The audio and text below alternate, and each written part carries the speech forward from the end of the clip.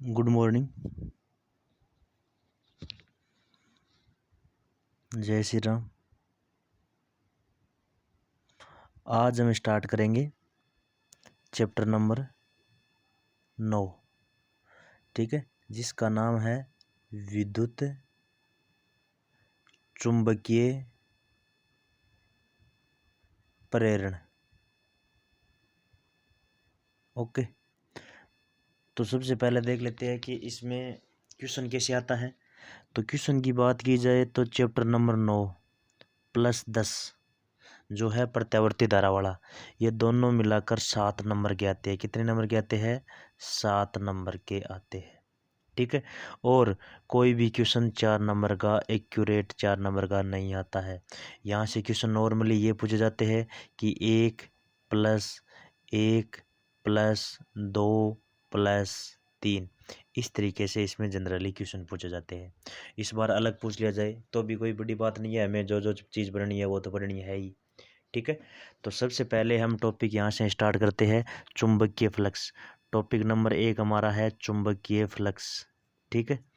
क्या है देखना,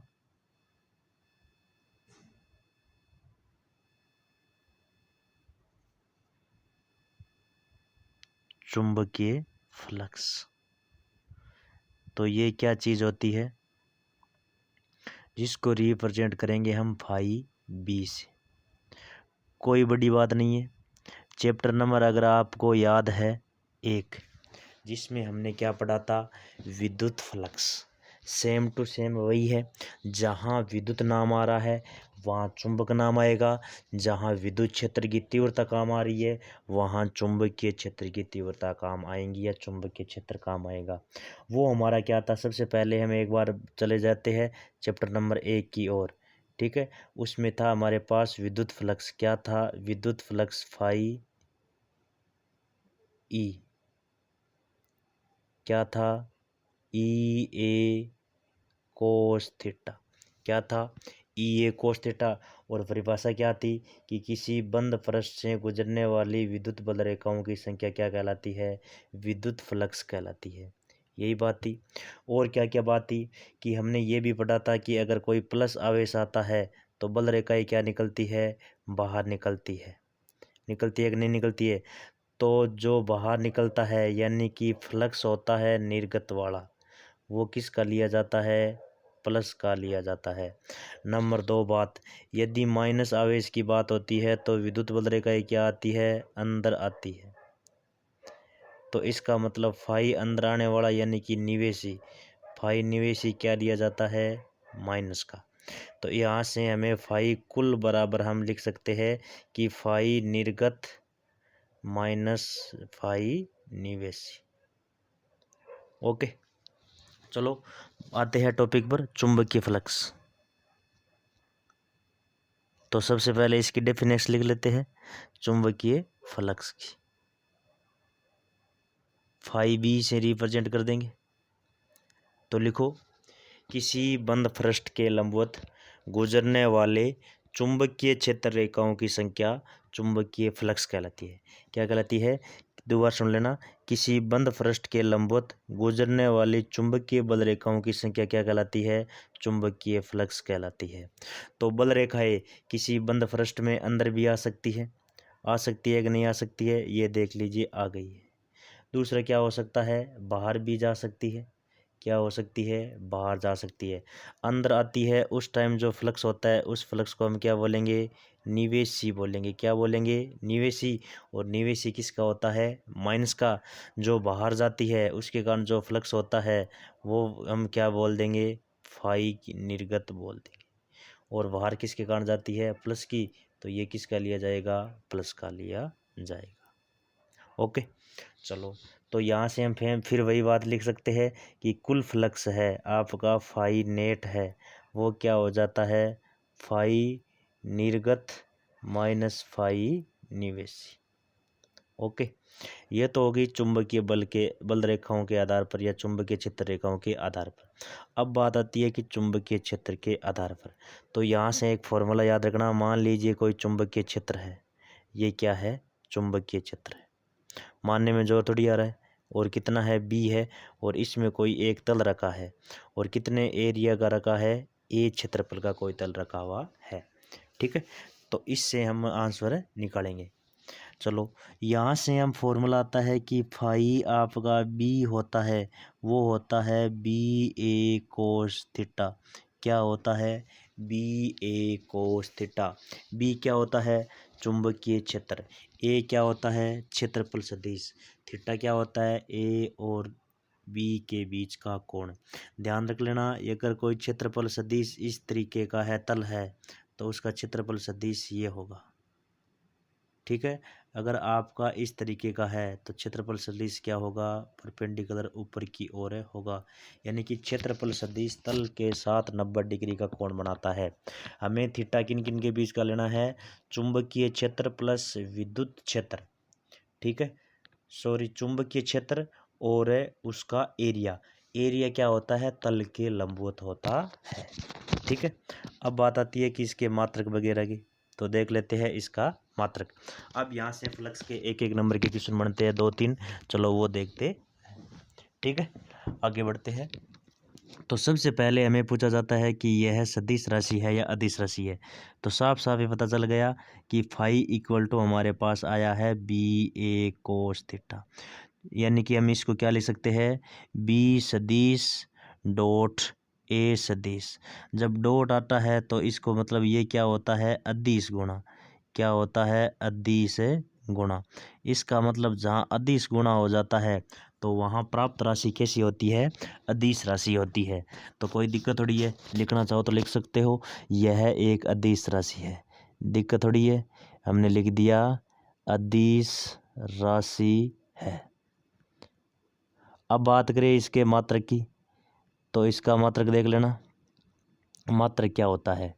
तो इसका एस आई मात्रक, एस आई मात्रक, तो इसका एस आई मात्रक लिया जाता है वेबर। क्या लिया जाता है, वेबर। ठीक है, जो होता है एम के एस पद्धति में।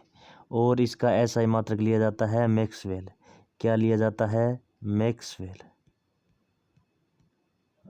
एम ए एक्स से रिप्रेजेंट कर देते, ये होता है सी जी एस पद्धति में।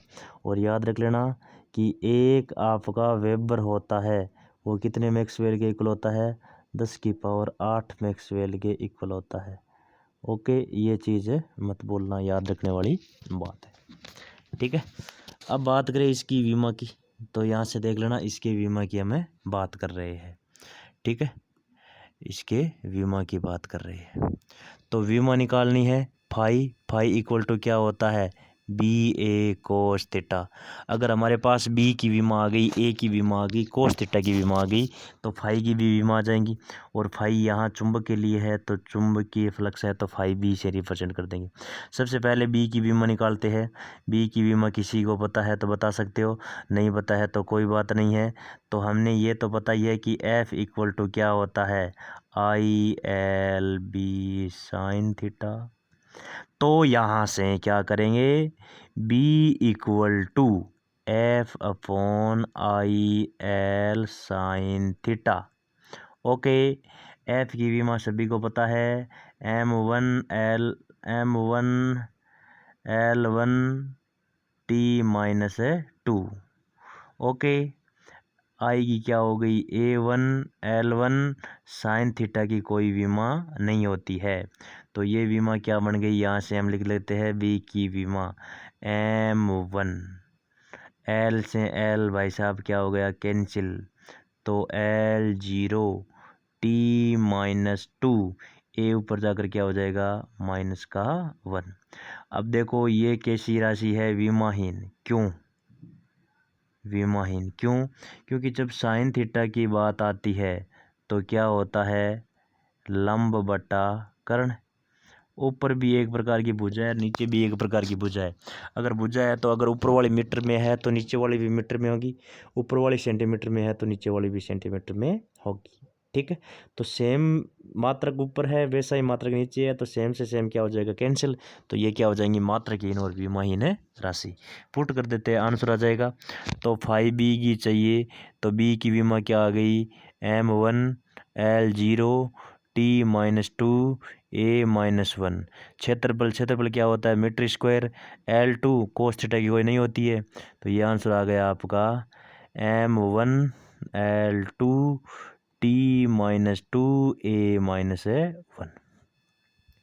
ओके, चलो एक चीज़ और होता है चुंबकत्व के लिए गाउस का नियम। एक और है फ्लक्स में, क्या है चुंबकत्व के लिए गाउस का नियम। चलो हम लिखते हैं इसको, क्या होता है चुंबकत्व के लिए गाउस का नियम।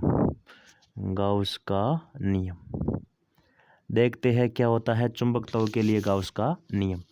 चुंबकत्व के लिए यानी कि चुंबक की बात आएंगी तो मान लीजिए एक बंद पृष्ठ है और उसके अंदर एक चुंबक पड़ी रहने देते, तो इसका मतलब इससे संबंधित फ्लक्स है क्या होगा। तो मैं बोलूँगा कि इससे संबंधित फ्लक्स फाई नेट होगा, वो क्या होगा 0 होगा। क्यों होगा, क्योंकि हमें पता है कि एन से बल रेखाएँ बाहर जाती है। मान लीजिए 2 बल रेखाएँ बाहर जाती है तो एस में बल रेखाएँ क्या आएंगी अंदर, और प्रकृति में नियम है कि न तो एन अकेला रह सकता न ही एस अकेला रह सकता। किसी चुंबक के लिए जितना एन पावरफुल है उतना ही एस पावरफुल है। तो इसका मतलब जितनी बल रेखाएँ अंदर आ रही है उतनी बल रेखाएँ क्या है बाहर जा रही है। तो इस केस में हम बोल सकते हैं कि फाई निर्गत है वो किसके इक्वल है, फाई निवेशी के। निवेशी किसका होता है माइनस का, निर्गत किसका होता है प्लस का। जितना अंदर आ रहा है उतना ही बाहर जा रहा है, इसका मतलब कुल फ्लक्स क्या हो गया 0। ठीक है, तो यही क्या होता है चुंबकत्व के लिए गाउस नियम, गाउस का नियम होता है। चाहे तो हम लिख सकते हैं कि किसी चुंबक से संबंधित बंद पृष्ठ के लिए भाषा लिखना चाहे तो हम लिख सकते हैं किसी चुंबक